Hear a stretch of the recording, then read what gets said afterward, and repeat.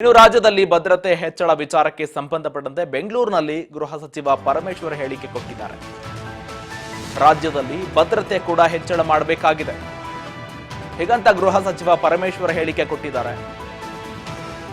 ರಾಜ್ಯದಲ್ಲಿ ಭದ್ರತೆಯನ್ನ ಹೆಚ್ಚಳ ಮಾಡಬೇಕು ಹೀಗಂತ ಗೃಹ ಸಚಿವರು ಹೇಳಿಕೆ ಕೊಡ್ತಾ ಇದ್ದಾರೆ. ನಿನ್ನೆಯ ಪೊಲೀಸ್ ಭದ್ರತೆಯ ಬಗ್ಗೆ ನಾನು ಮಾಹಿತಿಯನ್ನ ನೀಡಿದ್ದೇನೆ. ಸ್ಪೆಷಲ್ ಫೋರ್ಸ್ ಅನ್ನ ಬಳಕೆ ಮಾಡಿಕೊಳ್ತಾ ಇದ್ದೇವೆ. ಜೊತೆಗೆ ರಾಯಚೂರು ಕೈಗಾರಿಕಾ KSR industrial support industries force ಅನ್ನ ಕೂಡ ಬಳಕೆ ಮಾಡಿಕೊಳ್ತೇವೆ. ಸಂಪೂರ್ಣವಾಗಿ ಉಪಯೋಗ ಮಾಡಿಕೊಳ್ಳುವ ಸಂದರ್ಭ ಉಂಟಾಗ್ತಾ ಇದೆ. ಹಾಗಾಗಿ ರಾಜ್ಯದಲ್ಲಿ ಹೆಚ್ಚಿನ ಭದ್ರತೆಯ ಅನಿವಾರ್ಯವಾದಂತಹ ಪರಿಸ್ಥಿತಿ ನಿರ್ಮಾಣವಾಗ್ತಾ ಇದೆ. ಹಾಗಾಗಿ ಅವರಿಗೆ ಕಮಾಂಡೋ ಜೊತೆಗೆ ಟ್ರೈನಿಂಗ್ ಎಲ್ಲ ಕೂಡ ಆಗಿರುತ್ತೆ. ರಿಸರ್ವ್ ಪೊಲೀಸ್ ಅವರು ಎಲ್ಲ ತಯಾರಿ ಕೂಡ ಸಿದ್ಧವಾಗಿರ್ತಾರೆ. ತುರ್ತು ಸಂದರ್ಭದಲ್ಲಿ ಅವರನ್ನ ಬಳಕೆ ಮಾಡಿಕೊಳ್ಳುವ ಸಂದರ್ಭ ಉಂಟಾದ ಸಂದರ್ಭದಲ್ಲಿ ಅವರನ್ನ ಈ ರೀತಿಯಾಗಿ ನಿಯೋಜನೆ ಮಾಡುವ ಸಂದರ್ಭ ಕೂಡ ಎದುರಾದ ಸಂದರ್ಭದಲ್ಲಿ ಅವರನ್ನ ಉಪಯೋಗ ಮಾಡಿಕೊಳ್ತಾರೆ. ಹಾಗಾಗಿ ಆ ಕಮಾಂಡೋಗಳನ್ನ ಕೂಡ ಹೆಚ್ಚಿನ ಭದ್ರತೆಯನ್ನ ಒದಗಿಸಿಕೊಡ್ಲಿಕ್ಕೆ ನಿಯೋಜನೆ ಮಾಡಬೇಕಂತ ಗೃಹ ಸಚಿವ ಪರಮೇಶ್ವರ್ ಹೇಳಿಕೆ ಕೊಟ್ಟಿದ್ದಾರೆ.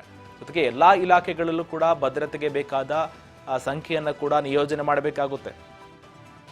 ಪ್ರತಿಯೊಂದು ಇಲಾಖೆಗಳಲ್ಲೂ ಕೂಡ ಭದ್ರತೆ ಇರಬೇಕಾಗುತ್ತೆ. ಜೊತೆಗೆ ಸಾಮಾಜಿಕ ಪ್ರದೇಶದಲ್ಲೂ ಕೂಡ ಭದ್ರತೆ ಅನಿವಾರ್ಯವಾದಂತಹ ಪರಿಸ್ಥಿತಿ ನಿರ್ಮಾಣವಾಗಿದೆ. ಈಗಿರ್ತಕ್ಕಂಥ ಪೊಲೀಸ್ ವ್ಯವಸ್ಥೆಯಿಂದ ಅದು ಸಾಧ್ಯವಾಗ್ತಾ ಇಲ್ಲ.